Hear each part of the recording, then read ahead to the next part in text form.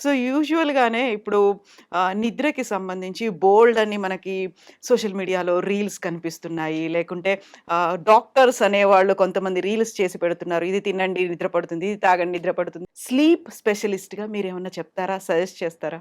నేచురల్‌గా చూసుకున్నా గాని మన ఫుడ్ కంటెంట్‌లో డ్రై ఫ్రూట్స్ అనేవి it plays a major role. Hmm. 1 cup of dry fruits or otherwise ఈ మధ్యలో 24 వెరైటీ మిక్స్డ్ అంటే ఆల్ పంప్కిన్ సీడ్స్ ఇలాంటి అవును. వాటితో పాటు కూడా 24 వెరైటీ దొరుకుతున్నాయి గదా! So, 2-3 spoons of dry fruits. రెండోది గ్రీన్ లీఫీ వెజిటబుల్స్ వైటమిన్ బి12 పెరుగుతది. So, along with that even non veg అయినా స్టీమ్డ్ నాన్ వెజ్‌లో కూడా బి12 పెరుగుతది. బి12 కూడా very important. And green leafy వెజిటబుల్స్‌లో కూడా ఐరన్ కంటెంట్ కూడా ఉంటది కాబట్టి దట్ ఈస్ ఆల్సో ఇంపార్టెంట్. మూడోది హైబిస్కస్ టీ, కెమమైల్ టీ అని ఉంటది. హ్మ్. సో, ఈ 2 గూడా అవి అంటే మందార పువ్వు నుంచి, సో, కెమమైల్ అనే ఫ్లవర్ నుంచి, డ్రైడ్ లీఫ్ నుంచి చేస్తారు. ఇవి ఆర్గానిక్ టీస్.